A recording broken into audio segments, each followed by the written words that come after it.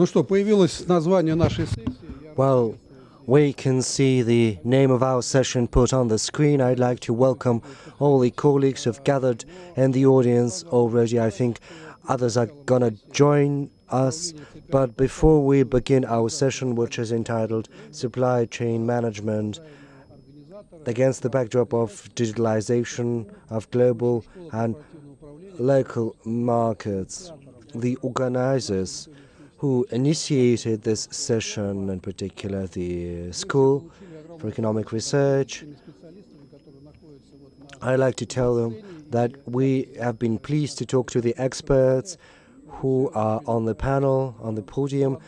Other colleagues are in the audience. All of them are very young, vibrant in spirit and in body, even if some of them are a little over 30. And some of them are former RANEPA students. They are deep in the subject matter that we are going to discuss today. We know that there has been a discussion before the Gaidar Forum if there is any use continuing this forum, but I think each and every one of us, after looking at the program, even though Gaidar is not with us, can see that RANEPA has assumed the role of organizing a discussion of very relevant issues. And I think the speakers participating in these discussions are up for the task and up to the high benchmark. It's important that we are here on the RANEPA platform under the President of the Russian Federation. The students are the centerpiece of our efforts. You'll be surprised, but at least 2/3 of our today's participants are people related directly to tertiary education. They either teach at RANEPA or in MGIMO and other universities of the Russian Federation, so it's a nice thing that students have this opportunity here. I'd like to introduce colleagues. Rezbek Tashbayev, head of the Association and Council for Supply Chains, Anton Grechko, vice president for Sales and Marketing. He represents a Swiss company. He is here on the podium. Ilya Dieletsky, logistics director, Coca-Cola in Russia. He's also with us here. Marcel Shabanov, head of business analytics, brewing company, Baltic. I think all of us take pleasure in this wonderful drink. The company produces not just beer, incidentally.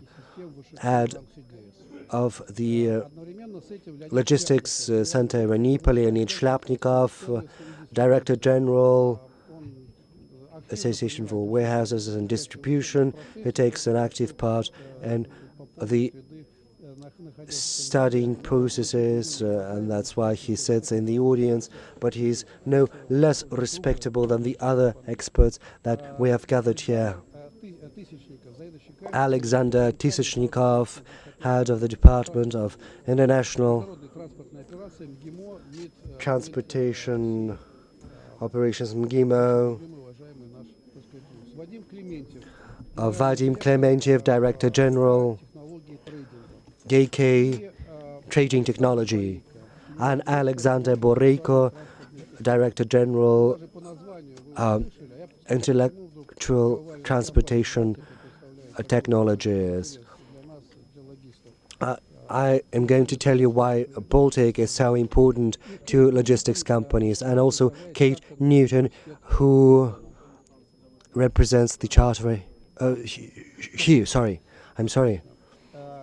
Charter University of London.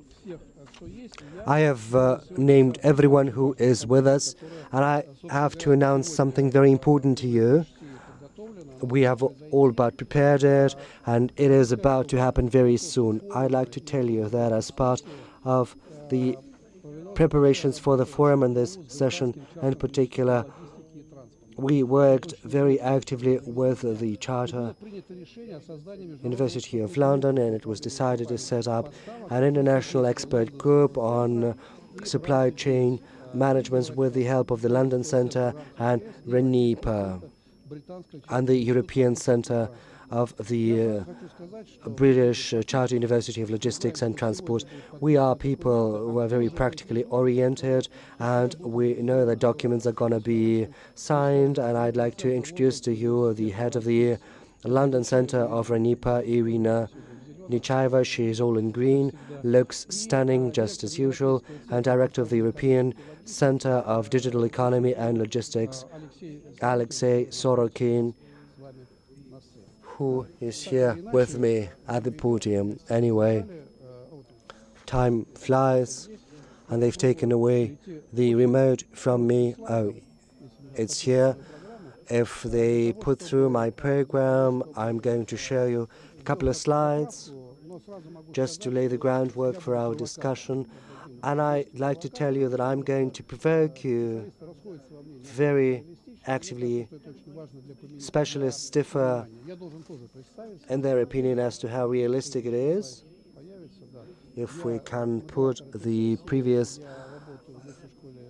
slide on, I work at RANEPA, and I also teach at MGIMO, and you can see all the information here on the screen.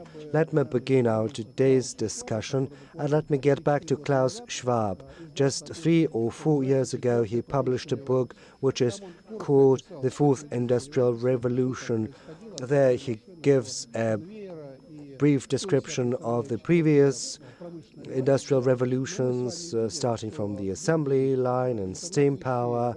And we can see that the fourth industrial revolution is about big data, the Internet of Things, robotics, 3D printing. We can see that there are new technologies, breakthroughs. We couldn't have anticipated anything like that 10 or 15 years ago. We see innovative systems like iPhone, Android, iOS software. They give us an opportunity to lay our hands on information we need very swiftly. There is Alibaba, there is Yandex Marketplace, and we've got a number of other important applications and platforms.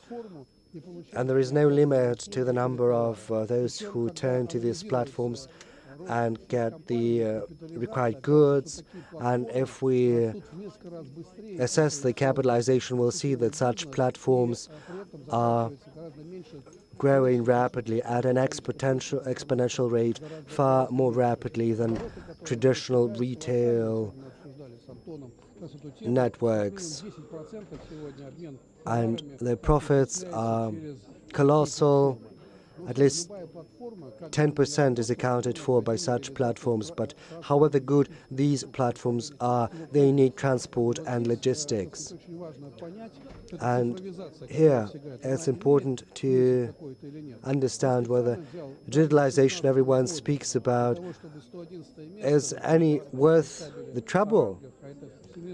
This is the statistics from 2016. The World Economic Forum assesses the favorable environment for trade. As you can see, Singapore ranks first, and it's been there for quite some time. This is because it has colossal digital opportunities. This is an evolutionary process, of course. It takes time.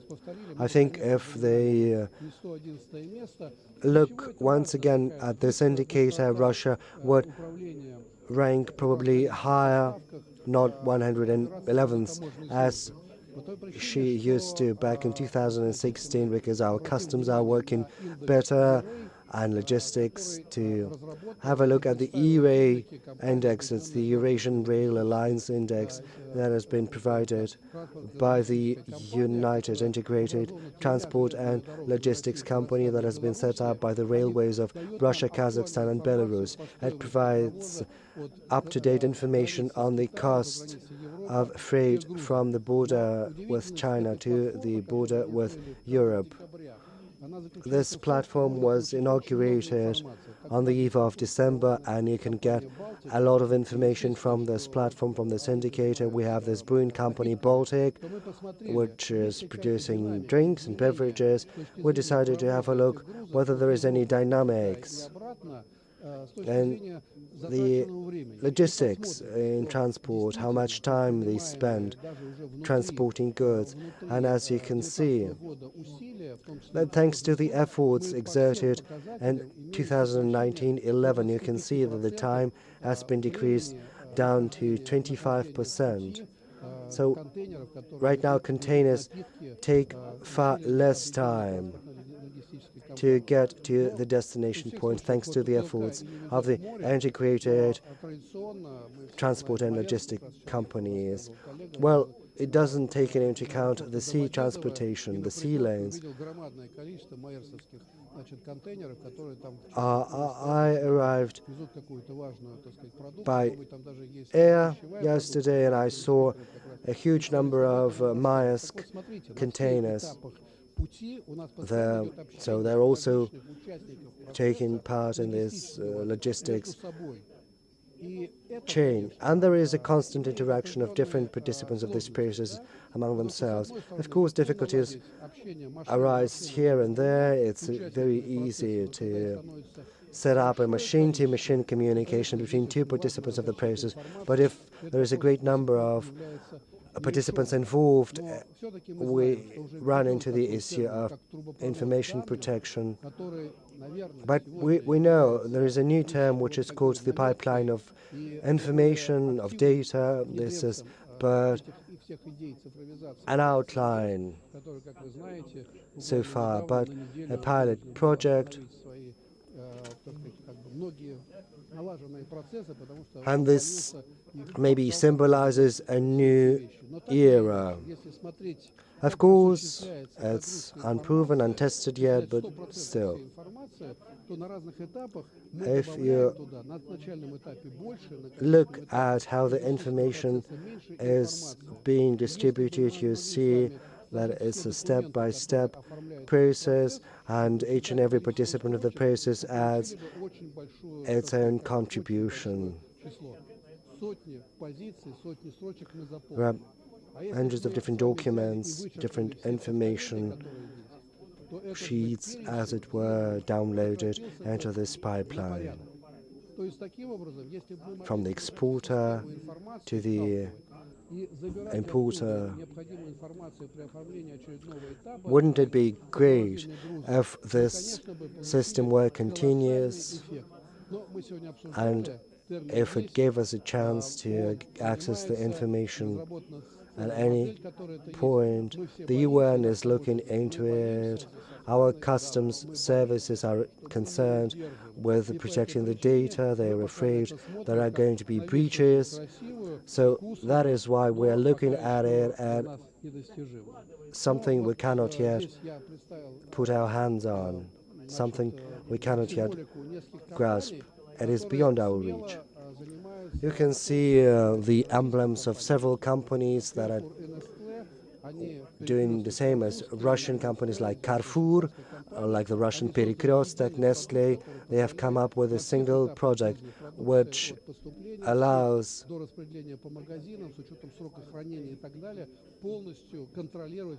supervising the whole logistics of a good from the production to its final retail distribution. And they're trying to do the same on our market using the global standards. So you enter information, each and every product is entered into the log until it has been distributed to the end user.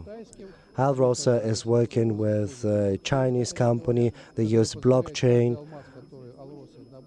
Each and every diamond mined by Alrosa is tracked until it reaches the end user, and it secures the process. We have specialists, we have experts here in the audience and on the podium who know everything that needs to be done to make sure that the logistics processes are reliable, that no one loses anything. And the first speaker I'd like to give the floor to is Eresbek. I'm sorry. Значит, он очень интересный человек. Он возглавляет He's a very interesting person. ассоциацию логистов. He's the head of Самый, Logistics Association. самый логист. Потому что он возглавляет ассоциацию. Второе, He's я посмотрел портал, который the он logistics expert является par управляющим директором. excellence. Мне кажется, Uh, очень I saw the web информативный site портал. he's the Поэтому, editor-in-chief of. Maybe you're going to say a couple of words about it. And if you don't, I'm going to tell it myself. So go ahead, please. Thank you very much for this interesting introduction, which sets the tone for our session and also provides some context. My name is Irisbek Tashbayev. I represent the Association for Supply Chains here. Specifically for this session, we held a number of meetings late in December with the professionals in this field. We talked about forecasts, the trends, the potential developments that we are going to witness in 2020. So I would like to provide you with a number of ideas I'd like to share. Let me begin with some slides showing the developments that we see. They can be measured, they have a time limit, as it were. And afterwards, I'm going to demonstrate to you the trends that we see. Some of them our moderator has already mentioned. And this is going to be relevant to the current market and to businesses. First, in February 2020, the freight fee for the federal motorways is going to rise to 2.2 rubles for 1 kilometer as part of Platon state registration system. Right now, it's 1 ruble point 4 kopeck. It's 2 rubles 4 kopecks. How is it going to affect companies working in logistics? Next, we also expect a raise in the excise tax on fuels. So far, I've got no concrete figures, but what's important is to understand what kind of bearing it is going to have on the changes in tariffs this year. Another thing that has already happened, the waste management fee has been raised for large trucks up to 408,000 rubles. This is applicable to foreign trucks. It doesn't apply to KAMAZ and also foreign trucks that are assembled using the large node units in Russia.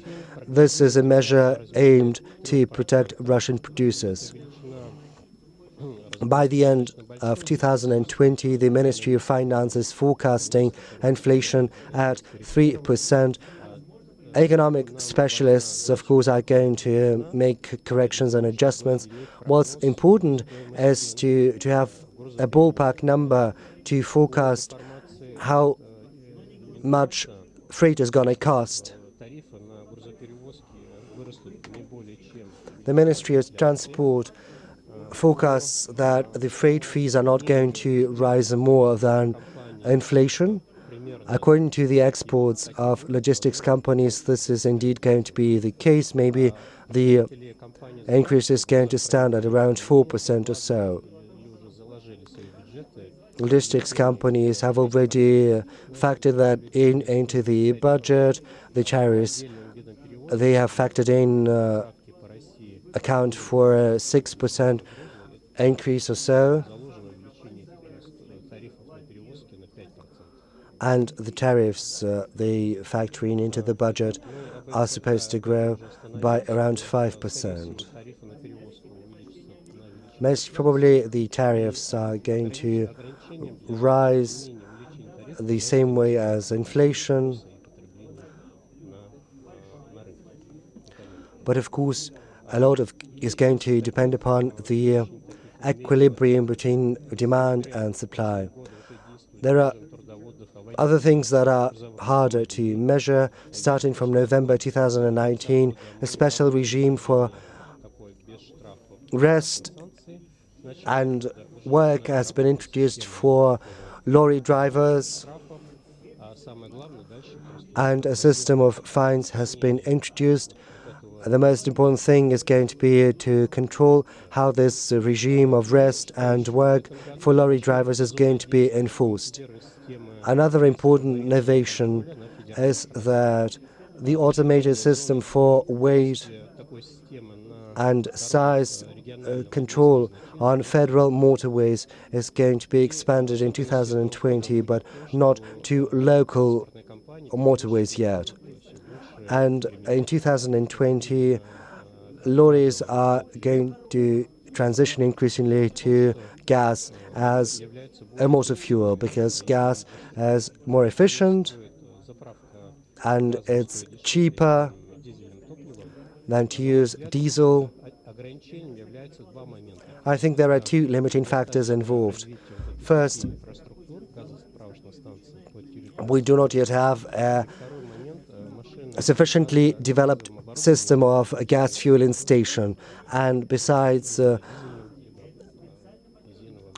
gas running vehicles cost more than diesel or gasoline running vehicles.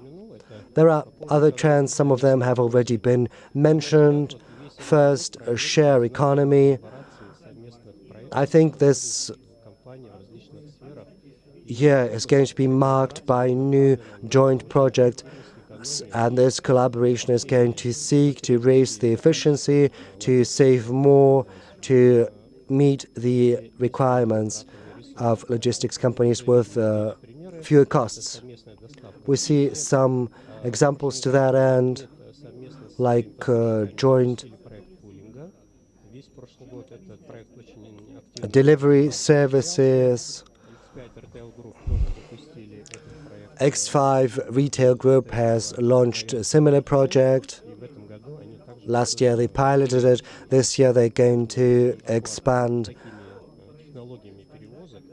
the delivery range.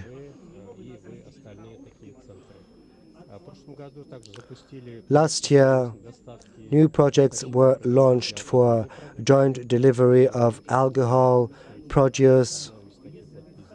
One of such businesses has already been mentioned today.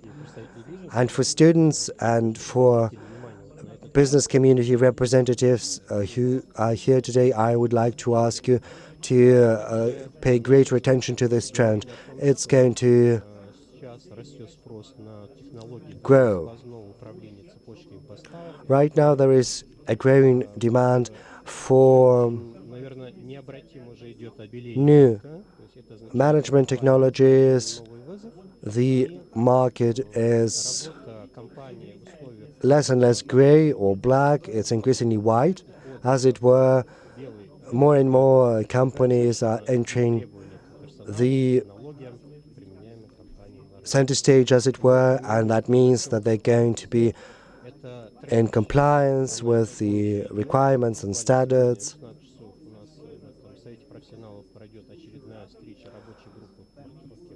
Now, the ticketing of the projects and the marking. On the one hand, the introduction of this labeling is well established. But the thing is, the burden for the implementation of this project is going to be conferred upon the business community itself, and it takes time, it takes money, and of course the costs are going to grow, and these costs will have to be offset by greater productivity. I mentioned joint delivery, pooling, as we call it in Russia, and companies are working together increasingly to maximize the yield and the efficiency.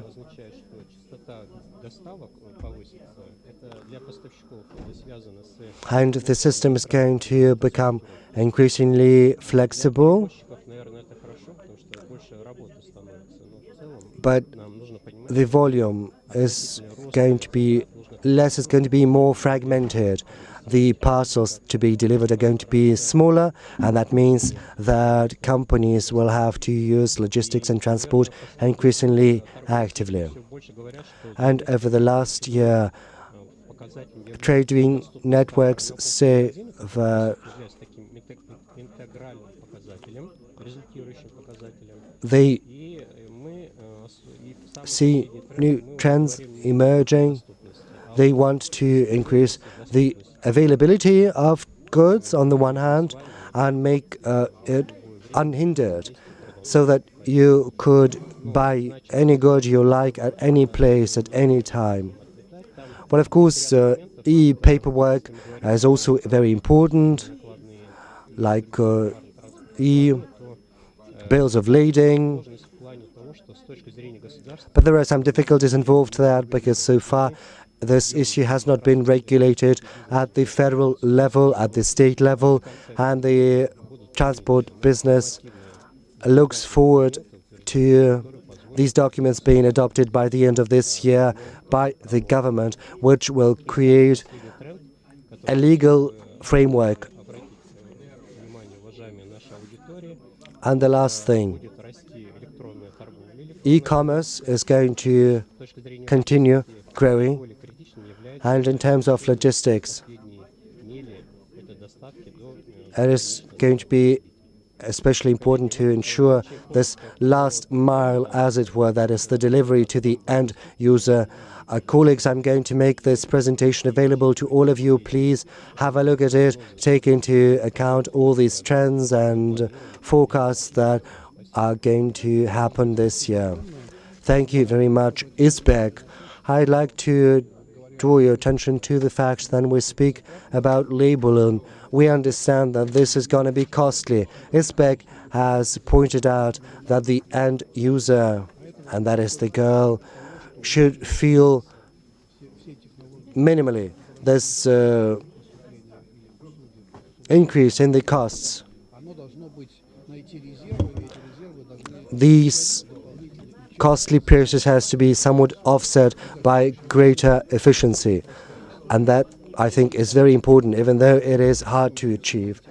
And I heard many important things that I'd like to take into account. We've got a professor of the Automobile Road Institute. He teaches at the logistics department.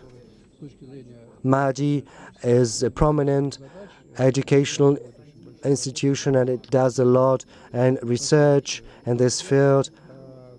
Respect, thank you very much. Our next speaker, and that is going to be interesting as well, as a link to Switzerland, as it were, because his company is registered there.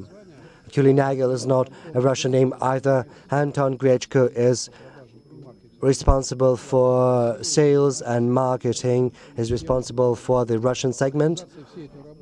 Then he is responsible for organizing the work on a systemic basis, and I think he has a very good vision of all the processes. I was enchanted when we had a chance to have a conversation with you. So Irisbek had a description of the domestic Russian processes and developments, but I will give a global perspective. We are a global company originating from Germany. We turned 130 years of age. It is an international expedition company doing transport and warehouse logistics worldwide. If we take all the 3PL operators' revenue, it will be at the tune of $950 billion. The market share of our competitor, which is one notch higher than us, is around 3%. Ours is around 2%, 2 point something percent. So it is a fragmented segment, and now it is being subject to consolidation. My second point is that there are macroeconomic trends and tendencies impacting what has been happening in global logistics. One of these factors is as follows. You all know about the sustainability term. More and more initiatives are put on the development programs of corporates are related to that. Have you heard of IMO 2020?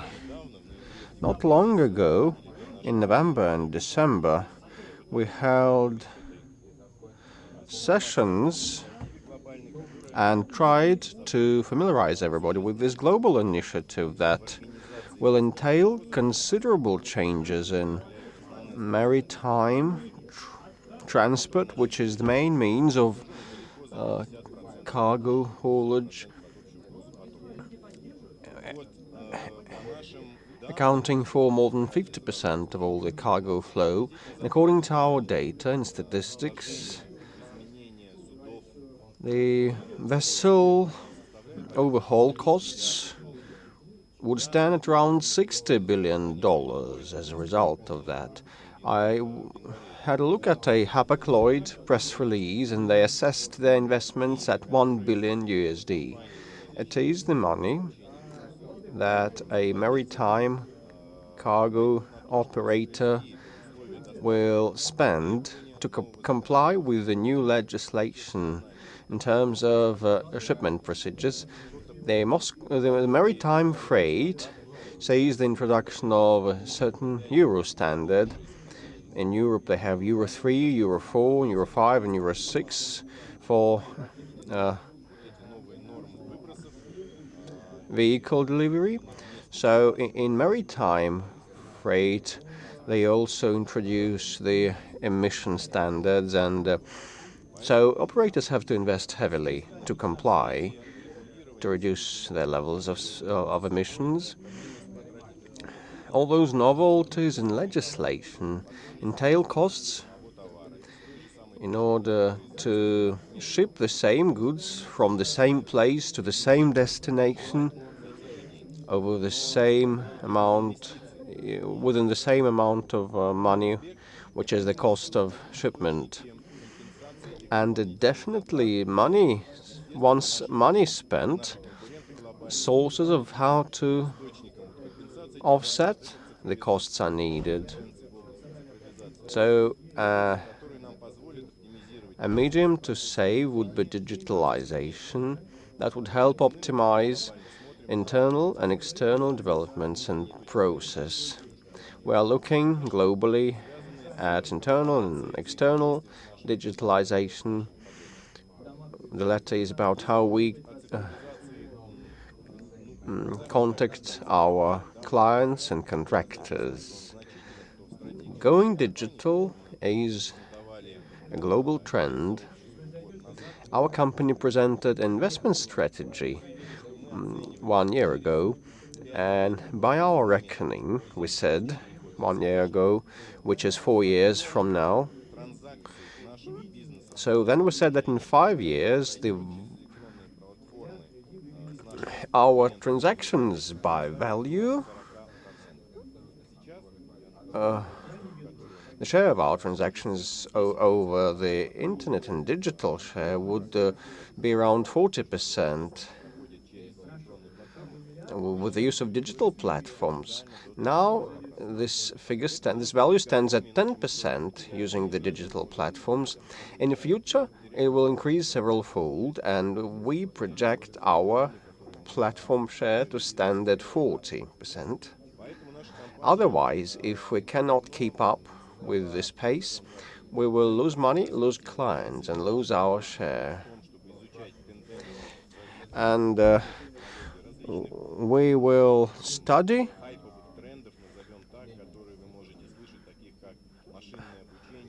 all those things: machine learning, AI, robotics, and augmented reality.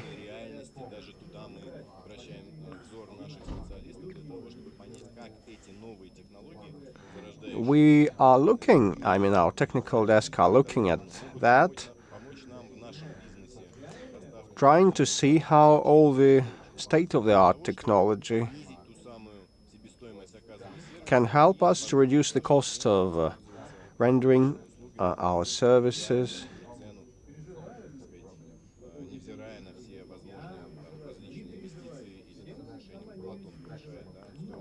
Well, the Platon system is raising the fees, and Beck said that together with the labeling introduced, that will raise the costs considerably. So to optimize our spending, we're looking for means and ways of how to interact internally and externally with our partners and clients with the help of the state-of-the-art technology. Inside the company, we are collaborating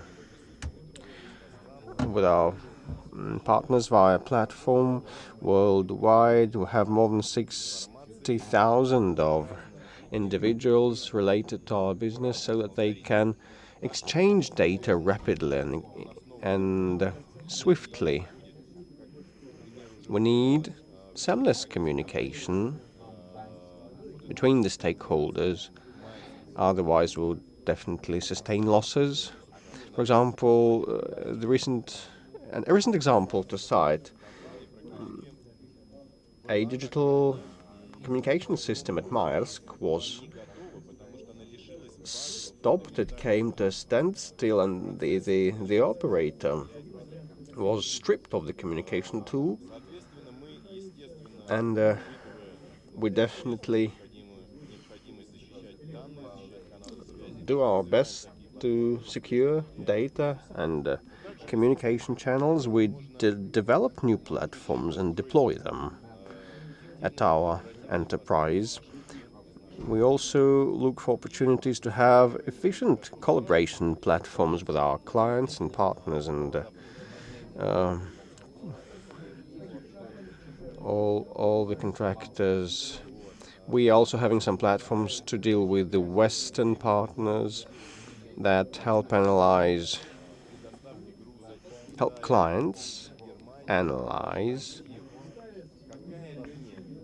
for example, what maritime line over the past 60 days would be accurate in shipment timing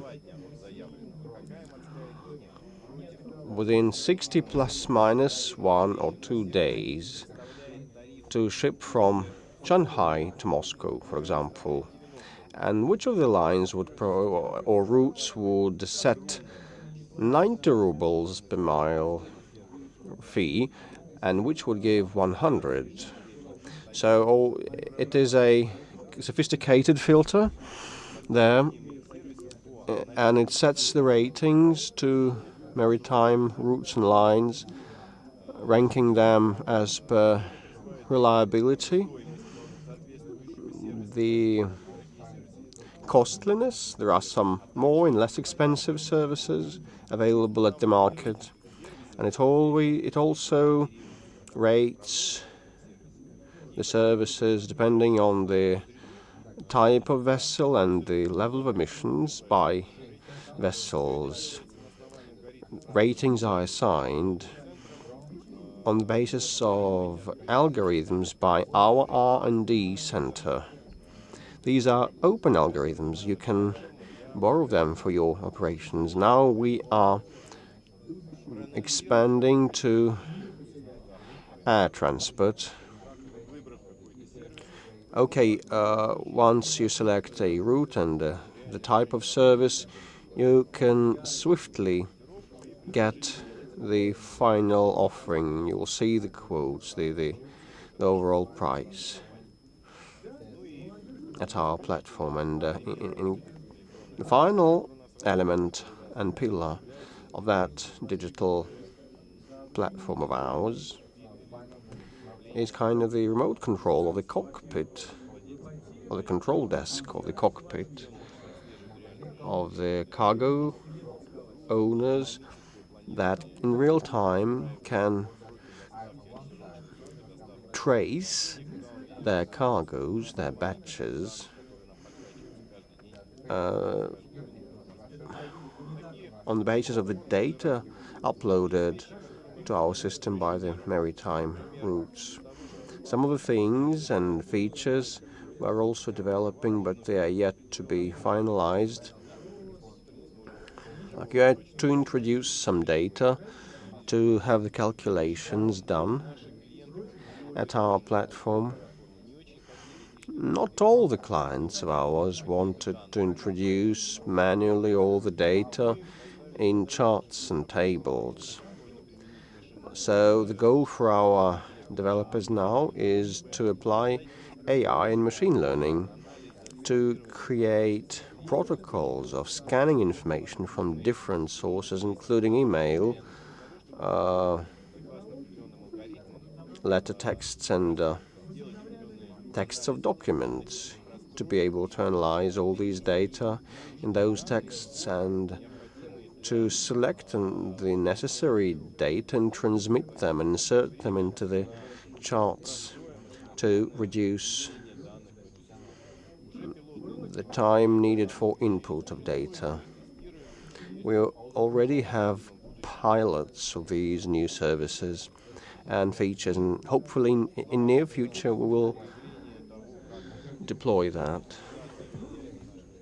And shortly, well, in a nutshell, that was the briefing of how digitalization impacts our business. I'll be available for you for further comments and networking. Will you please turn off the light, lady, the girl in black, your phone? You have a torch on, so we're in the limelight of your torch. Anyway, our next speaker has a very interesting background. He is a specialist in physical chemistry, the burning and explosion chemistry is the major of Ilya. And when he quit the research institute, he became quite popular to be able to explode the sales of different companies. First he served at Heineken, then he worked for Progress, the manufacturer of Fruitanyanya, baby food. And they wanted to penetrate the Urals, the Far East and Siberia. And later he was lured away by Rosagro. Starting with 2015, he has been with Coca-Cola. Now he's the country logistics director. So how can you comment upon the situation? I mean, the Platon fees raised will impact you, and the honest marking which will be introduced for each of the beer bottles, and you will be supportive of that to fight counterfeit items and fraudsters that would try to copy your products. Okay, can you hear me? Thank you for a very interesting introduction that I did not expect. Will you need a clicker? Yes, please. Will you pass it on to me? I have only 10 minutes, and I will be doing my best to respond to the questions that you raised. The topic of my presentation is quite simple, and it is difficult at the same time. Market transformation at this juncture as we see it now. We are an FMCG supplier, and from this standpoint, I'll talk about the need for digitalization. At the outset, I'll tell you that we don't have I don't have a goal to present to you some overambitious goals of our digitalization process, but I want to merge two points with a direct line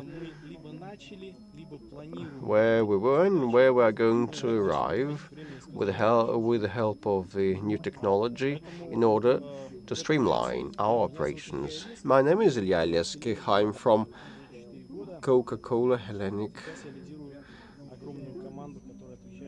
and I'm now in charge of all logistics in this country. What is the Coca-Cola? Just a few features. We still have 10 manufacturing sites, and we have different road-to-market schemes, which is the market penetration schemes. They are different across the country. Our clientele, active clientele, exceeds 100,000 partners, and we use more than 80 warehouse facilities. And now more than 20% of volume is kind of processed by our logistical partners. We process 10,000 orders daily, every day, to ship and deliver 24/7, putting our products on shelves of different stores. And this slide contains lots of numbers, but I'll cite the key takeaways. The main channel that is still growing and is strategic for us is the organized trade and commerce. Mostly it is about chain companies. We also see potential in instant consumption channels, like you don't buy a product to use it later, but you want to use it on the spot. And e-commerce also bears promise. 10 to 15 years ago, we worked with the traditional retail market, and we had one of the best performance rates, and our penetration soared, and we were quite successful. We mastered this channel efficiently. But currently the business community needs to adjust to the new normal, adapting its process and information systems to fit in the new situation. The dynamic change in the sales channels and the fact of consumption. We have this term, fact of consumption. So, anyhow, we believe that the chain of supplies of beverages will be altered, and the response time will change, and the minimum order will disappear.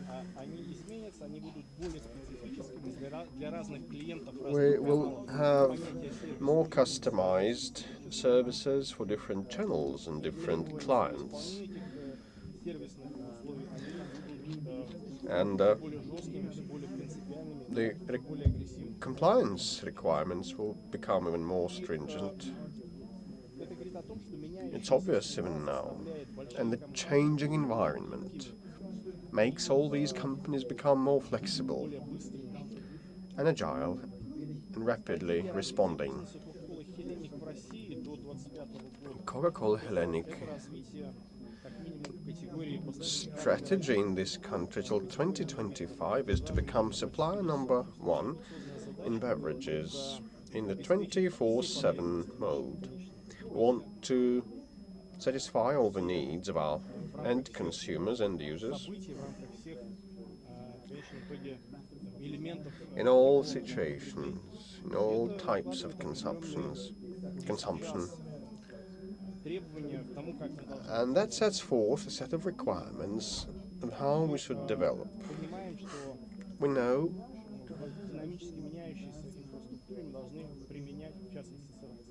that we are to keep a pace with the times, applying digital tools, digitalizing the collection of orders, ADI interface and other technologies is what we are already harnessing. And resource sharing for direct delivery is also what we apply. We also have the fundamental solutions, either deployed or yet to deploy. All these things in this slide are not abstract. These are not pieces of theory. This is something that is either in the pipeline or has already been delivered. Let's start from the basics, which is the market. We'll keep digitalizing data exchange with major distribution company with the help of ADI. We'll raise the number of transactions and the depth of penetration from the standpoint of the document type. In 2022, we plan to have the zero paper workflow for direct supplies. As regards the trade representatives, we are one of the old school supporters of that process, but it will undergo change and transformation as well. We will switch to auto ordering with the help of mobile applications or online platforms, and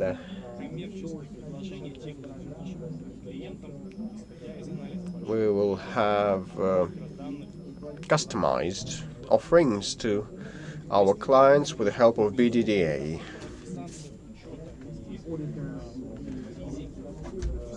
If we speak about the physical parameters, the brick and mortar parameters, we will kinda optimize all our processes. Now we are testing the vision picking with the help of the augmented reality. We will simplify the picking process, and as we hope, we will raise the predictability and transparency thereof. Another interesting territory for us is to automate dispatching. We are now delivering in urban environment, and we will go real-time monitoring and the two-way communication. Data aggregation at e-bidding platforms also matters a lot, and we will search for free fleet units, and we have lots of vehicles, and we rent them to other companies to raise the utilization of the fleet. We cooperate with Heineken and others. And another important thing, we're still at the outset, at the inception of the process, we use this simulation modeling to be agile in adapting to the road to market, to fit into the changing environment, the opening and closing of warehouse facilities, and switching from warehouses to cross docks to reduce the costs of our logistics is what we plan to do. And the digitalization strategies will be unique for each and every company. But what we will have in common is the need to develop the necessary skills and capabilities of our personnel. Currently, we continue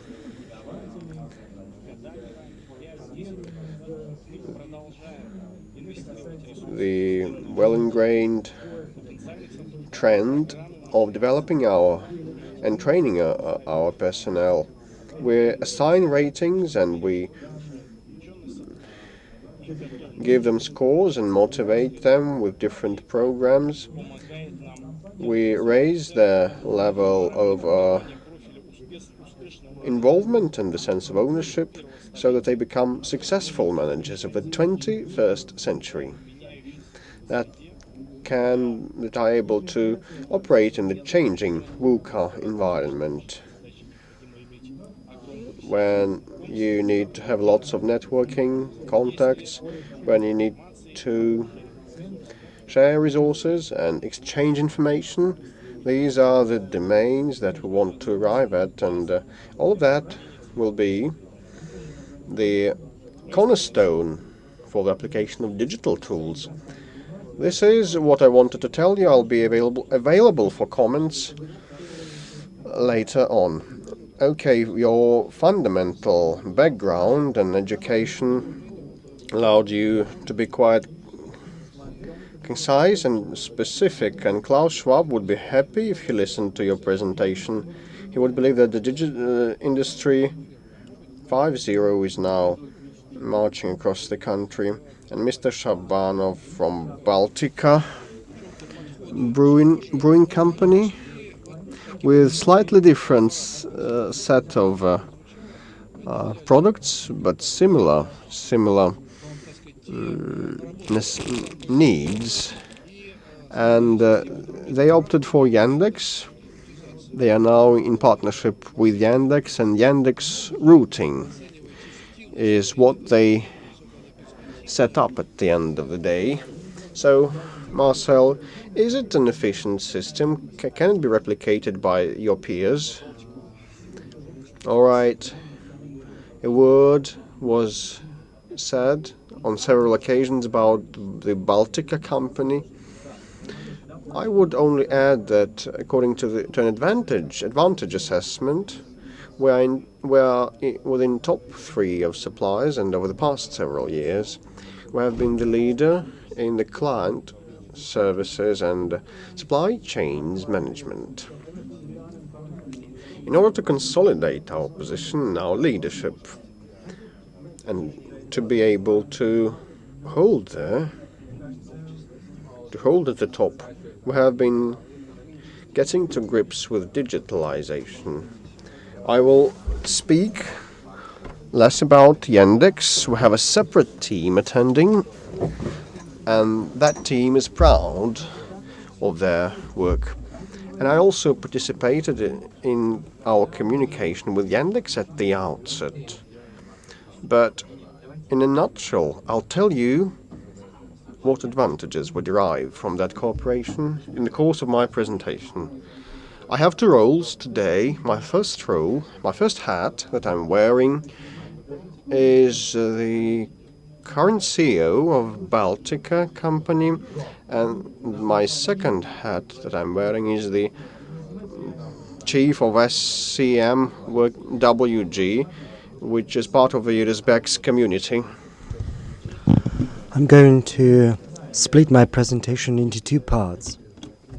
First, I'd like to provide you with an overview of digitalization from the point of view of the business community, based on our research. And in my second part, I'm going to show some practical cases based on our experience. Namely what we do to stay competitive. Just a little theory. This is a supply chain That is the traditional view of it. You see some step-by-step operations. There are different elements, suppliers, distributors, retail distributors, clients, and consumers. This is a classic scheme, and the assumption is that everyone is working stage by stage, that everyone is working according to schedule. There is an order, regardless which order that is, either on goods or on services, and there is a confirmation. But the problem is that in this hoop, each and every element is sort of a thing in itself. It's kind of a black box. And amid these conditions, it's hard to take cross-company decisions that are going to benefit each and everyone. If you are in a closed circuit system, you can only focus upon what you have in front of you directly. So, how do we see a digital supply chain system? What are its elements? You can have a look at the slide. We have already implemented some elements of this system. An important component in particular is this joint project with Yandex I mentioned at the very beginning. If you have a look at the slide, then you'll see arrows. This symbolizes the transparency which we ensure through coordination and collaboration. We understand where exactly our products are, and we can act sort of preemptively. We can anticipate if there are going to be any problems, any difficulties or issues with our deliveries, and we can prevent such difficulties from arising by getting the relevant information in advance. Though this is kind of an information environment upon which everything is based. Another element is kind of a control center. It's like an air traffic control tower. You have probably heard of robot-based automation. We have robots that can check and verify that master data are correct and all other data accompanying our orders are correct.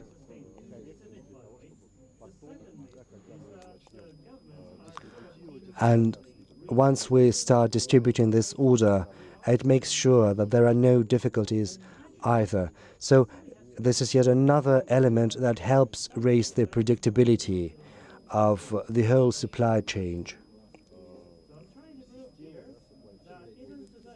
This kind of protects our supply chain system against additional costs, additional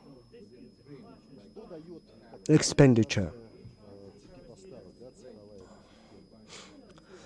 What are the benefits of such a digital ecosystem? First, it provides transparency, not just in words. No, we can be 100% sure that we can ensure the required level of service. We can demonstrate that everything is transparent. Of course, it confers additional responsibilities on us, because if we announce that, we have to be able to demonstrate that all of it is working efficiently. It also helps us act more swiftly.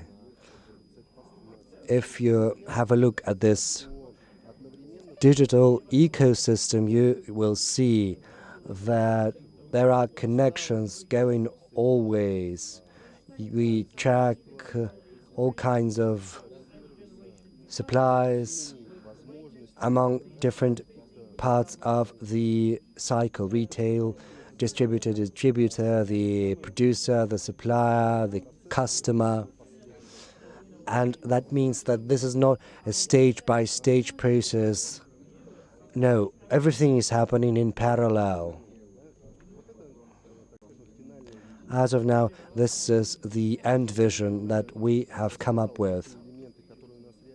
I have already told you what parts of the system have already been implemented. We are moving towards putting in practice this beautiful scheme that I've demonstrated to you. Now, some general remarks based upon the view of the business community. We have conducted a poll. Around 60%, 60 companies have taken part in this poll. They are from different industries, but they all work in logistics and supply chains. And I'm going to present these data as indicative of the current state of Russia's industry, of the level of its willingness, readiness to implement a digital environment. What's interesting is that business process modeling is not a trend that is a reason just now, but the respondents have pointed out that it was important for them for the 3-5 year horizon. I can predict why this is happening. The thing is, if we have big data, we can come up with forecasting models, as you can see. We can predict and forecast different scenarios. And once we get big data, we have to understand how exactly the processes are going to unfold. And this trend has been confirmed during this research, during this polling session. And it shows that companies are indeed interested in having a chance to forecast how the things are gonna unfold and develop for them.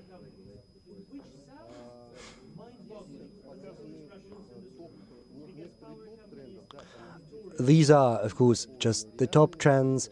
There is augmented reality, 5G on this list as well, but they didn't make it here because they are less popular among the companies that responded to the poll. But still, many technologies that we see are accompanied by great hype, as it were, and that reflect the current needs business community sees.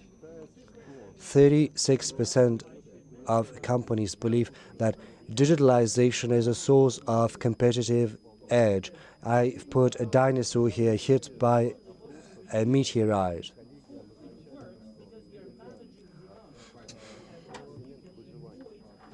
Because many companies have pointed at digitalization as the only way they're going to survive. If they do not do digitalization, if they do not go digital, this is not just going to be about their losing competitiveness. This is going to be about their very survival, which is going to be at stake. Digitalization helps them reduce operation costs. As has been mentioned today, digitalization is that internal resource you can use to offset any additional burden that might be placed upon your industry from outside. Raising competitiveness, this I've mentioned, being quicker in responding to change. I think I've spoken about that at length when I spoke about the digital ecosystem, transparency, raising the quality of service, adaptability, and optimizing the processes and streamlining them. These are some concrete benefits digitalization brings along.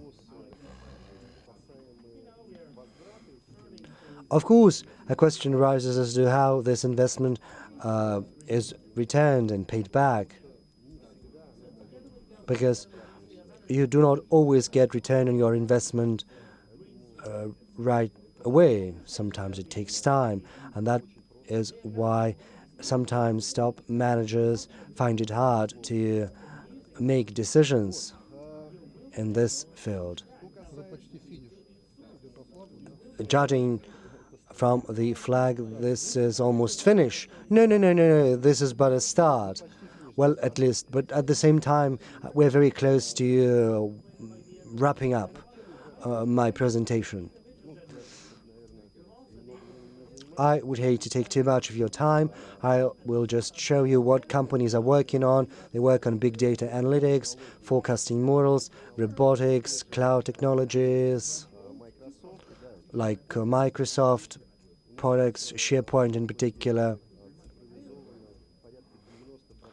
We have put on cloud around 90% indicators of our logistics, and you can get access to these indicators from any place. My director, even on vacation, can have a look at these indicators and in real time assess how efficient the warehouse is or the distribution branch. So it also takes care of our bosses. Business process modeling, marketplace pooling, artificial intelligence, all of these are things companies are working on. I'm not going to dwell on that. Interestingly, companies are investing in these areas. Sometimes they set up designated teams specifically for these purposes, in particular for digitalization and forecasting, for planning, and transportation logistics has come to the forefront. And our collaboration with Yandex is but another testimony to that fact, because there is a huge potential there. All is not simple, however. You cannot simply start implementing all of that all of a sudden out of the blue. What you need is interested top managers. You need managers who are willing to invest. Besides, you need a culture for change implementation. We also point out the need of an IT infrastructure and all that. This is where I end my presentation. I would like to thank you for your attention. Well, your last remarks are even more inspiring than the first ones. Thank you, Marcel.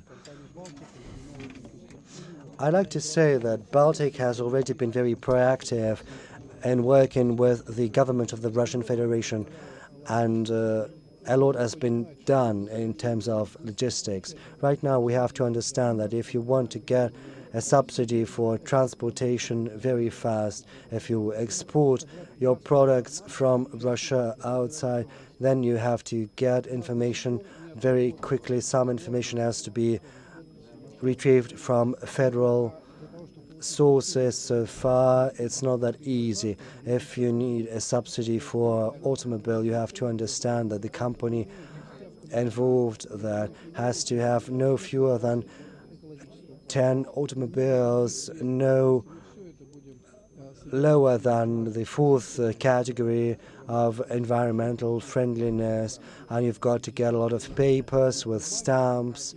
This is going to be dozens of kilos of paper, and of course it is very costly. So digitalization can help address all of that, but without a proactive position from the business, it is going to take our ministries and agencies ages before they get down to implement digitalization.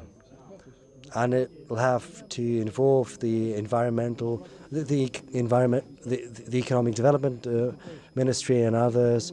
We'll have other speakers again to speak about that as well. So we are hopeful that Baltic is going to take a proactive position in that regard as well and help us address these matters. Our next speaker, I have already named him, Alexei Sorrell, who sits right in front here on the podium at the very middle. And as I've mentioned, Alexei Sorrell is the president of the European Center of Digital Economy and Logistics of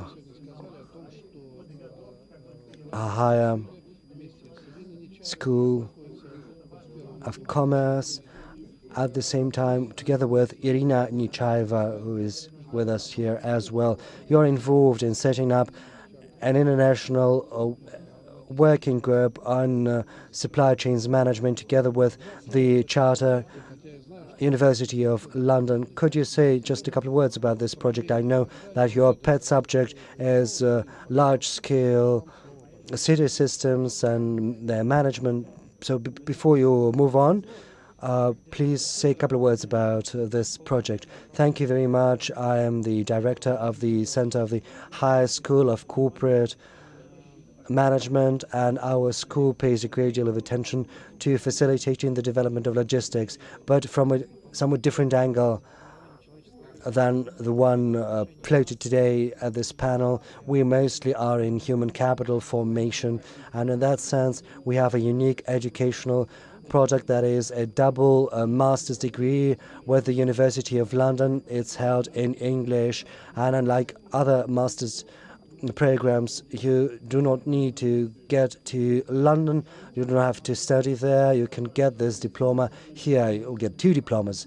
And Madam Khmelnytskaya is the head of this program. This is the contribution our school makes to the development of logistics. As a great manager once said, personnel is everything. That was what Stalin said. But during the Soviet times, everyone said that had been Lenin who said that, but as a matter of fact, it was Stalin who said those words.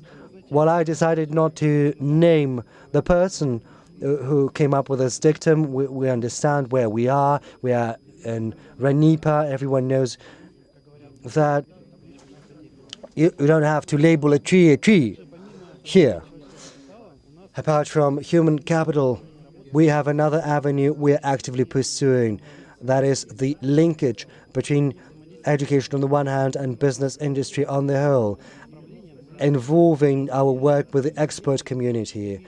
And it is on this path that we have managed to agree upon and ensure the organization of an international working group on supply chain management. It helps Russia join in the global process of expert communication on this subject matter. I'd like to call upon all the participants of the discussion to consider joining this working group. We plan to work throughout the year, and hopefully at the next Gaidar Forum we will be able to present the results and the outcomes of this working group.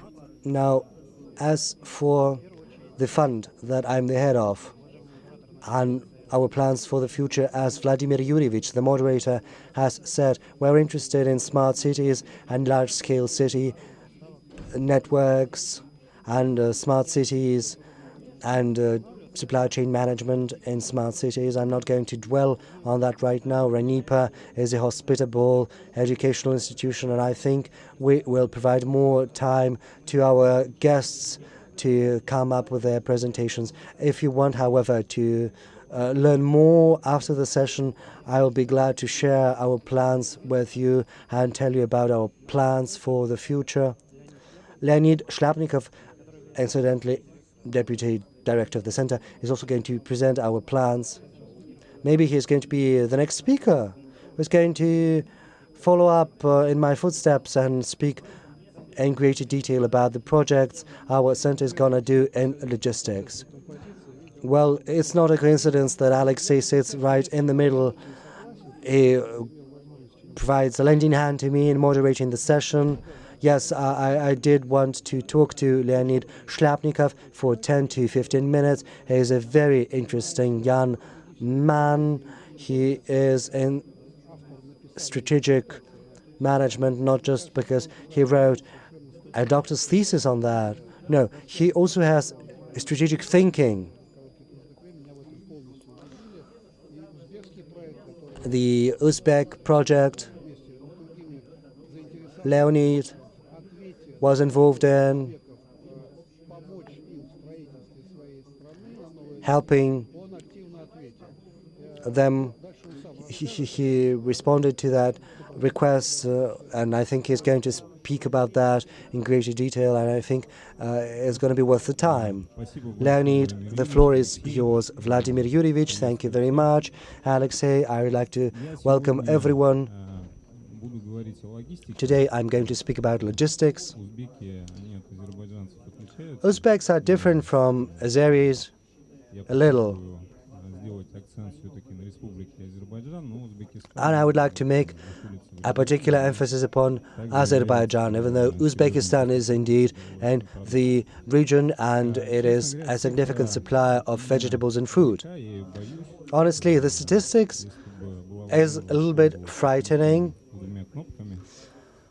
and logistics too. If I could, I would use an old type of a smartphone, or rather a phone, but right now we run into the digital all the time. It's in every part of our life. It is the very fabric of it.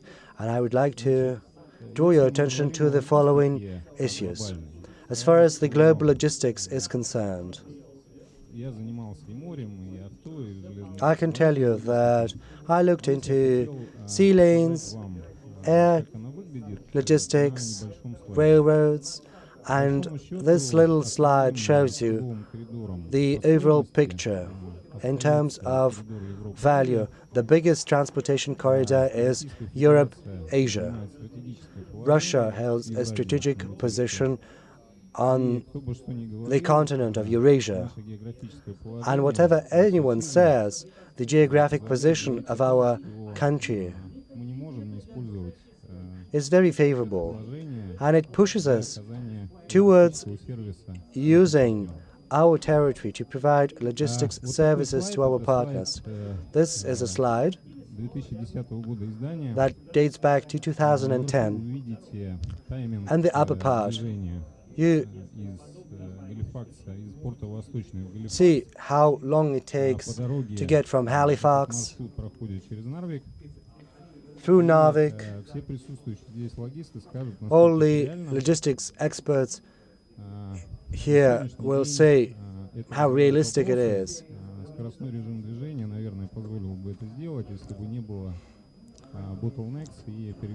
Well, maybe it would have been possible were it not for bottlenecks and for the transshipment. I'd like to say that 86% of freight in Russia is accounted for by commodities, and less than 5% is containers. As we're aware, containers are used to transport goods with great added value, and this is something I'd like to talk to you about. This slide is taken from the works by the Australian Transportation Institute. It's an old one.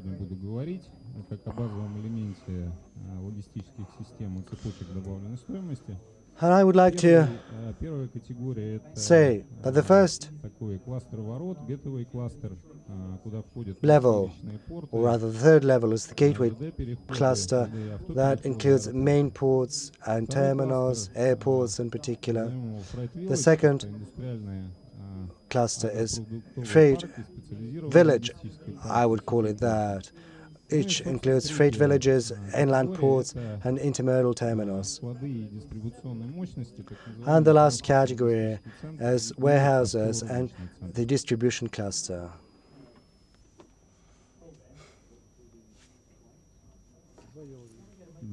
Well, it's stuck a little, no? A slide demonstrating the flows of goods in Russia. As I said, we're very successful in shipping commodities. 86% of goods are commodities. And if we look at logistics, we'll see that money comes from added value. in the form of ready-made products and products with a high level of added value. And if we understand how well commodities are moving through our country, we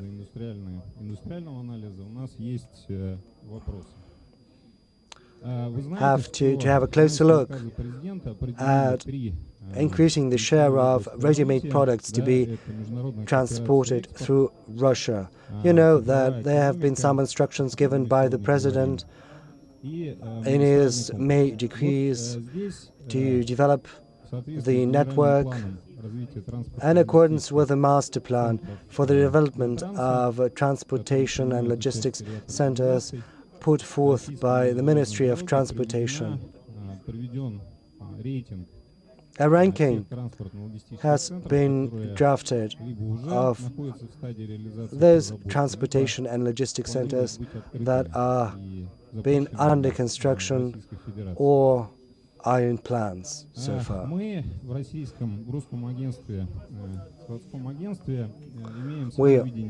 at the Russian Warehousing Agency have our own vision of this issue.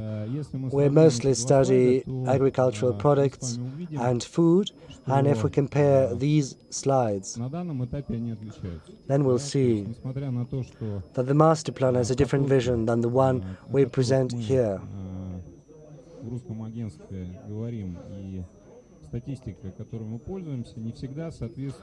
And the flows we look at, the potential we see, all of that is not completely harmonious with the plans. There are some bottlenecks that prevent the transshipment of goods with high added value. We have come up with this map. It has taken us a lot of effort. We are continuing to track it all, using the instruments at our disposal, using different approaches to analyze the movement of goods. And as of now, we are working on 7 projects, 3 of which are being implemented. I'm going to mention one of those at the end of my speech. That is Food City Agro Park in Azerbaijan. And we've got 2 projects that are at the launching stage in Ufa and in Vladivostok. In Vladivostok, or rather in Nadezhdinsk. In each and every project, I have mentioned our team looks at the whole range of issues. We accompany the project from the concept to market study to pre-project design to construction to launch. All of this is within the scope of our interests. But to be efficient, we need to measure the market, and this is something we encountered when working with our colleagues from Azerbaijan. We have to understand what kind of goods flows we can rely upon it. And these logistics centers can be gravity points for flows of goods, as well as centers where added value is produced. But for that, we need to understand what kind of flows of goods are going to flow into. And for that, we need a detailed analysis. And this is something that we have pointed out today. We need public sources. We need marketing reports, we need all available information. This information has to be collected first, but then it has to be analyzed. A lot has been mentioned today about different approaches, about the imitation models and scenario planning. This is what we do in each and every project that we take on. And I'd like to tell you that these centers, logistics centers, are multi-purpose ones, and they act as a foundation for the creation of added value, as well as for the provision of the logistics service. It can be monetized, it can bring capital to our country. Here you can see units and blocks for each of the centers. These are adjacent centers. and they go hand in hand, they go together, they work in parallel. And this is a project of ours. We started work on that 2.5 years ago. It is the food city center, and they import fruit and vegetables into Russia. Previously we had a facility on the Kaluga motorway, and now we want to come up with a single route to provide integrated service and refrigerated service. We worked a lot in concert with the Azerbaijan Agriculture Ministry to be able to see the properties of products and the parameters of different stakeholders and how the routes and flows are distributed inside Russia on the border and across the country, up and down the country between regions. And we have been able to design a food city agro park, which is a transport and logistics center come storage center. It has 13 hectares and it plays several roles, and the modalities are vehicle, rail car, and others, and we store goods here and provide all the adjacent services. So this reception center is 18 kilometers off a border crossing. Now we are designing at the final stage of design of the project, and shortly we'll start the construction. The area is 13 hectares, which is quite a small one. The average size is 50, 60 to 70 hectares. Still, we have managed to fit all the units inside that facility, inside this space of 13 hectares. It is a refrigerated food storage, supply and storage chain.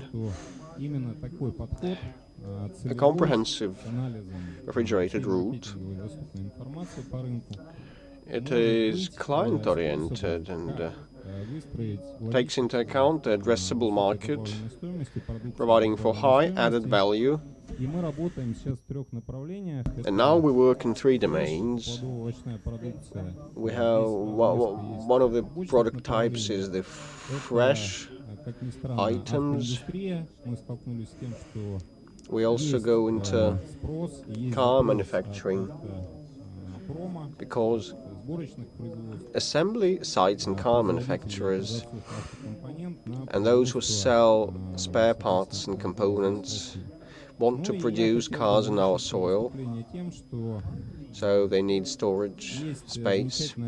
And in closing, I want to say that there is a report by Global Value Chain. As of today, it contains some reports and information on Russia,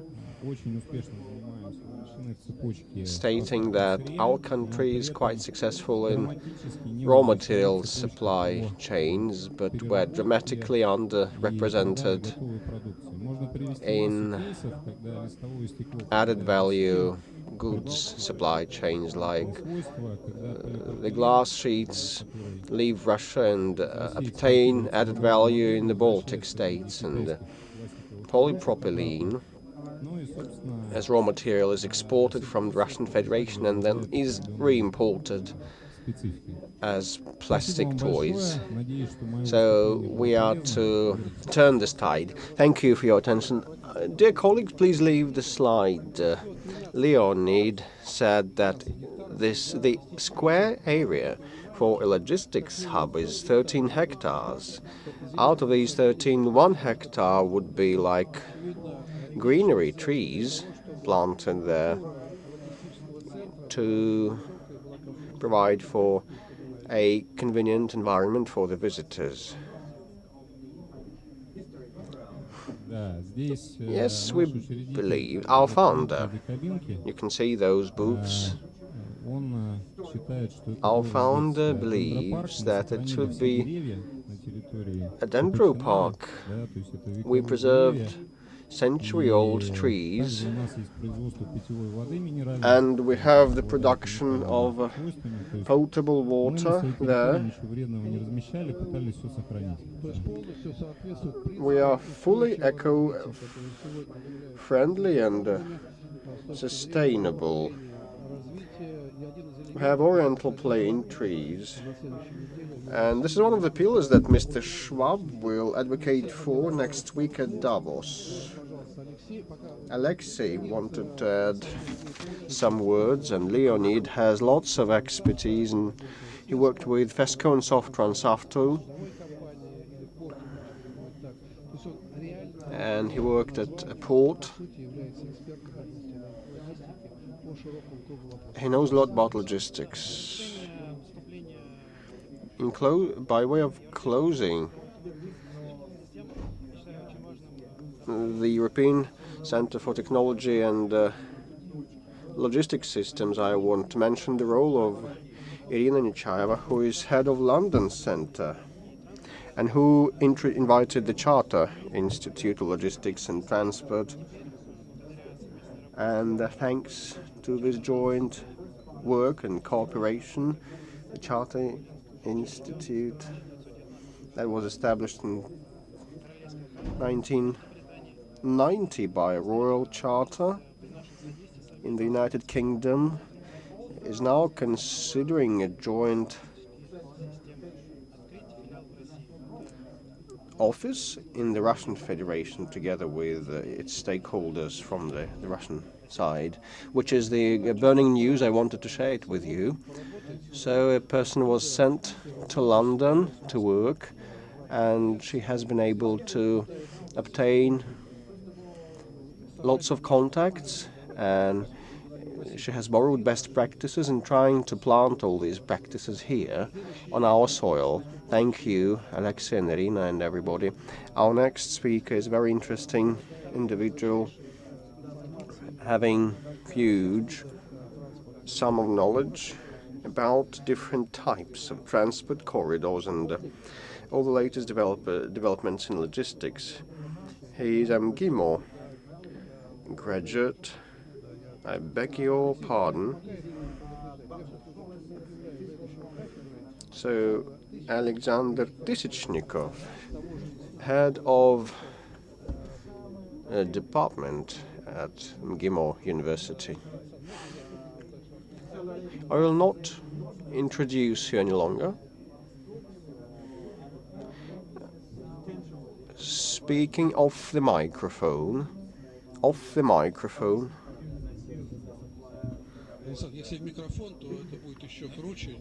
So speak into the mic, please. So I have been questioning, apart from my main mandate, scope, I've been questioning air and ship companies. And when I was invited to speak at this conference, I thought what I can tell you about, because we have different stakeholders from various sectors of the industry. But, I want to demonstrate that our business, our industry is not all clear. Transport digitalization, a myth or reality, is the title of my presentation. After all the presentations you've heard, you probably derived an idea that there is no clear understanding of what it is the consumers of transport services want to optimize their logistics. the operators, the industry representatives, want to search for other options. They're speaking with their tongue in their cheek, saying that they want to accommodate their customers, but as a matter of fact, they want to digitalize their operations, and some of the operation failed attempts of digitalization in the industry. They were committed by major stakeholders. Myers' client that came up with a system of online booking and online payments. Then come two leasing companies that wanted to launch a grey box program or platform to synchronize container parks and swap between container parks, swaps between container parks. Clarkson wanted to launch Synchronet and global slot network. Sale and purchase of space on linear vessels, but they failed. Their colleagues from Ski Naval said that their proprietary product allows to choose the best company, and a client can choose the best company. You book with Maersk and you end up with COSCO or CNC vessel. They are intertwined. So I don't think it has much sense doing that. And another failed attempt is a meta search engine of freight fees, freight rates. So it also failed because in our industry, what we need is communication. We want direct communication and contacts between all the stakeholders with clarifications. Two quotes by CEOs of operators, number 1 and number 3. Maersk and CMA. Read these quotes, and they will tell you it is important, it is relevant. It is a prerequisite for the future.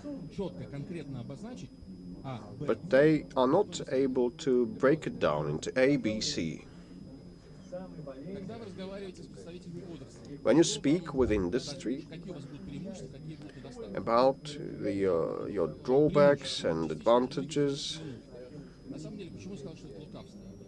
pros and cons of digitalization, the main pro is to reduce labor costs.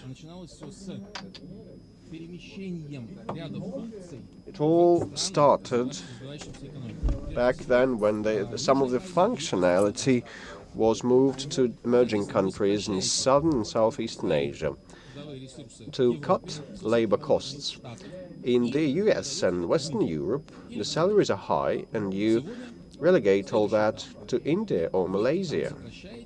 And today, we're going one step forward.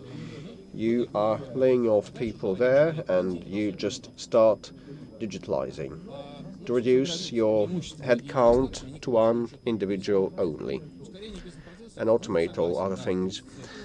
So this is a pro and a con at the same time. Then comes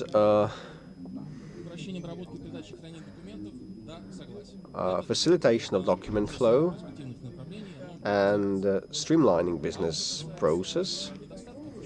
Yes, this is true. With respect to cons, Maersk has been mentioned twice today.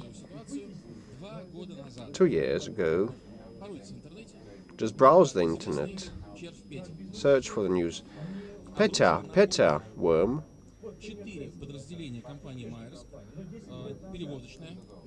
sent into the scupper 4 units of Maersk for half a year. The worm killed all those 4 units. And how they managed to resolve it at the end of the day, like in the GoldenEye movie. They had to reboot the system completely. So do we need this digitalization, such digitalization? International stakeholders always ask for a contingency plan, or plan B, but no one has this plan B. If you work with transport and logistics providers, they are helpless if there is an internet blackout or stoppage. Their terminals go out of order. And another con is the differences between different countries and trade aspects. Many countries, in the face of their regulators, require the first copy of all the documents. We are demanding in terms of document requirements, but we are not the strictest one. In South America, they want the first copy, the paper copy. An e-bill of landing is not possible there. When they speak about digitalization, they single out the following.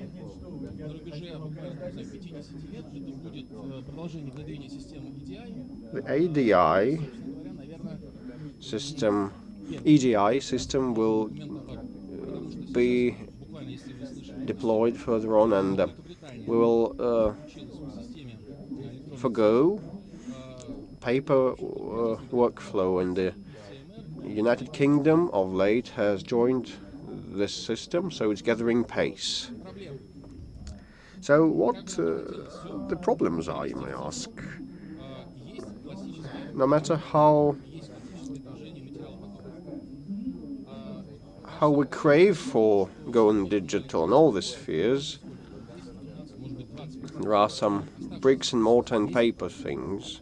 Today, digital commerce or e-commerce accounts for 20% only. The rest, the letters of credit. Do you accept digital documents? Digital letters of credit? No, you would only require paper, hard copies. And accompanying and justifying documents are also to be in paper. And currency, forex control also needs hard copies.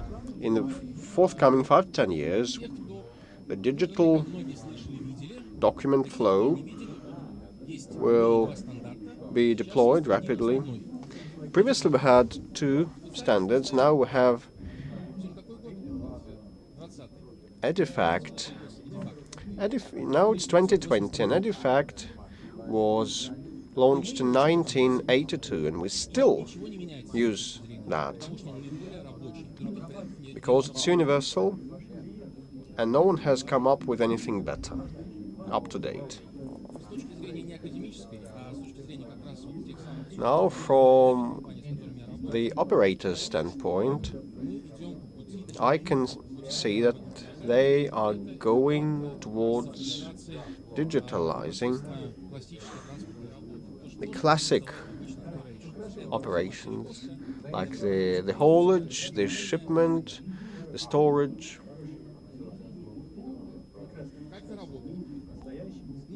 Dropping off and other things. How it all works. Most of you have never seen that because you are not professionals in transport. These are the nuts and bolts of all that.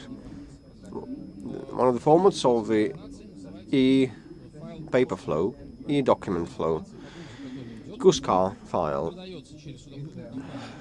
The information via a maritime operator goes to the customs, and the regulators and oversight facilities can always check whether there are mismatches between the information in the document and the real content of a batch or shipment. And definitely they want to obtain the information in advance to minimize fraud and counterfeiting. Another interesting option is EDI exchange. When we receive a reservation, we shape the cargo lists and we can place the batches, the cargoes in a sequence that would match the route points. In St. Pete port in the northwest, we have the best level of services in this respect. Going back to my point and to the points of other colleagues, I must say that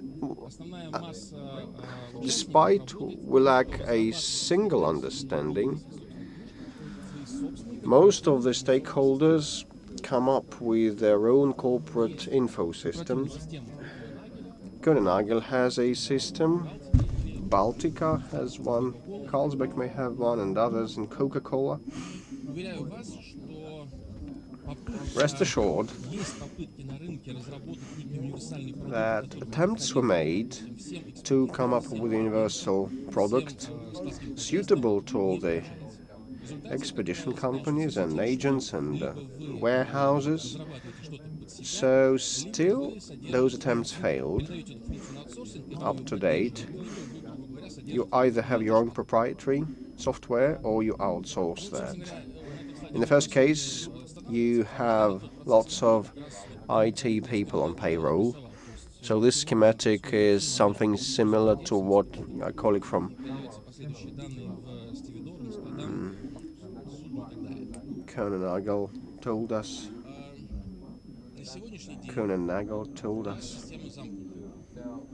About. So today ours is a close-ended system. Stakeholders or counterparties transmit information from one computer to another computer. Point of exit and point of entry. So these in the screen are the processes of cargo exchange and customs clearance and other main steps. For example, take Kuhn and Nagel. They have hundreds of companies differing in size. It may be a Coca-Cola or an individual entrepreneur having one shipment in 6 months. But still you have to be in contact with them. Despite going digital, despite exchanging information, most countries, for some of their cargoes, demand the hard copies and stamps put on them. These are goods that require phytosanitary oversight. So several stamps, several seals from Ministry of Agriculture and the veterinary and phytosanitary services are necessary. You cannot do it otherwise. So in future we may have the embodiment of this, which is a product called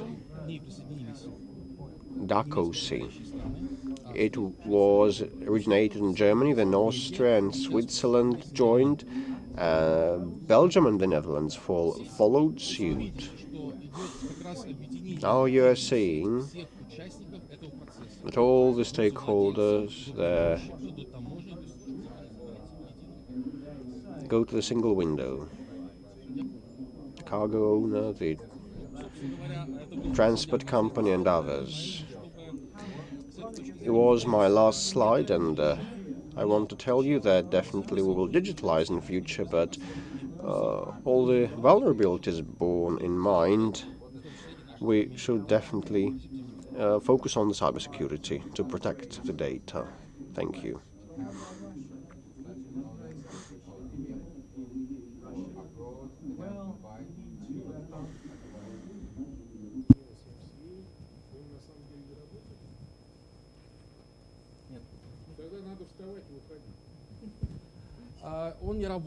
Он не работает, потому что, обратите внимание, It's out of order. It is not an operation. CMA has eSpace IBM. CMA integrates vessel operators. They acquired McAndrews, APL, and container ships operator, and NOL. They acquired all that, all those companies. They want to set up a network comprising 5 or 6 operators and systems of operators. It wouldn't work, though. So for each of the maritime operators, they have their own enterprise system, ERM. And one of these systems still works on DOS software. DOS software.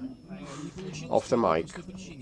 Why they failed? They failed because the technology level and the level of the hardware installed on our sites and on our facilities is something that is costly. Only Pentagon and probably the Defense Ministry of the Russian Federation can allow to re-equip and buy the state-of-the-art hardware. Once again, off the mic. The question is off the mic. Thank you, Alexander Viktorovich. Colleagues, we have 3 minutes left only. I'm a poor moderator, but still we have 2 speakers on the list. 1.5 minutes per each of them. Vadim Klementiev from GK, State Corporation of Technology Trading, CEO. Good day, colleagues. Nice to meet you. I have only 1.5 minutes of timeline, but I could speak for 1 hour and a half instead.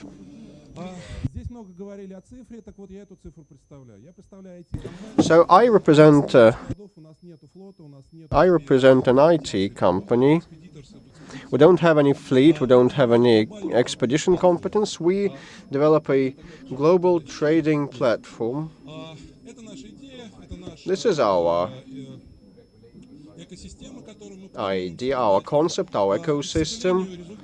And unfortunately, the results of the Russian logistics industry are quite mixed.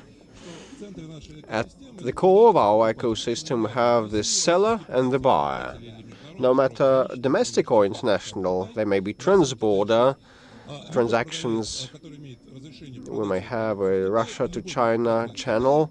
Any seller here and any buyer in China may be matched at our platform, and some of the services are provided by ourselves, others are outsourced to partners, like the logistics services, and this is what it's all about. It came to a joint project with SK Eurasia, which is one of the main logistics and storage centers in central Russia.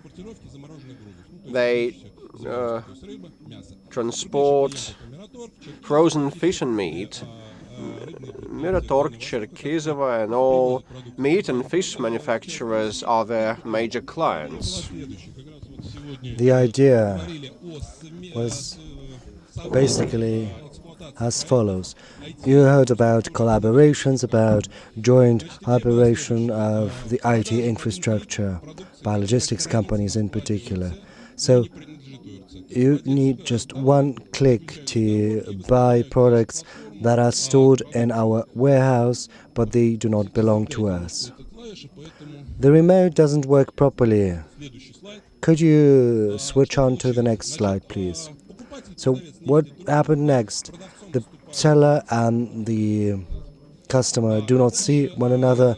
It is our company that acts as the seller, so it kind of links together. Well, financially it's more or less fine, but there are some issues with logistics and with customs. We didn't manage to provide the services we wanted. As any trading platform, we've got to provide the quotations online, especially if you want to buy a good, say, from Selatina to Tambov region. We did not manage to find a logistics company in Russia that would provide online the quotations with normal prices. Either the company said that they had to be contacted via telephone, or they offered prices 2 times as high as the ones normally seen in the market. And of course, there were some issues with the payment. No, that wasn't the least of the problems. The most important problem was the interaction. Like when you want to get a tariff, how much you're going to pay. If you want to know that, it's going to be very hard to find out. In Russia, in the segment of logistics, there are almost no companies that are willing to transition to the digital. So the fourth industrial revolution, our moderator has been talking about, well, it's simply impossible. We've been working on this problem for several months now. Leonid is laughing, as you can see, and Russia, it is impossible to get the online quotation of transporting the container from some place in Russia to China. It's easier with the vessels. There is new information. Prime Minister has tendered his resignation. TASS agency has just reported it. Well, there are some good news. Well, yes, in customs logistics, we asked him to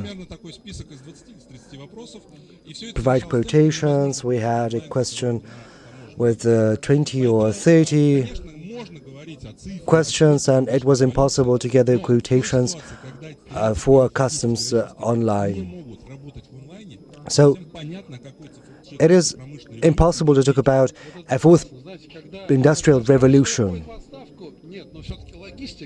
if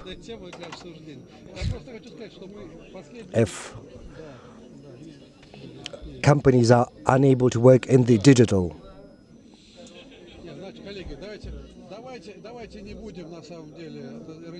Well, colleagues, let's not speculate on that. We have just got the information that after the federal address of the president, the government have resigned. Very soon there are going to be proposals as to the composition of a new government. And thank you. Mr. Boreki has stepped over the time limit, unfortunately. Sorry. Anyway, thank you very much for listening to me. I talked about our experience in working between logistics companies and IT companies. Thank you.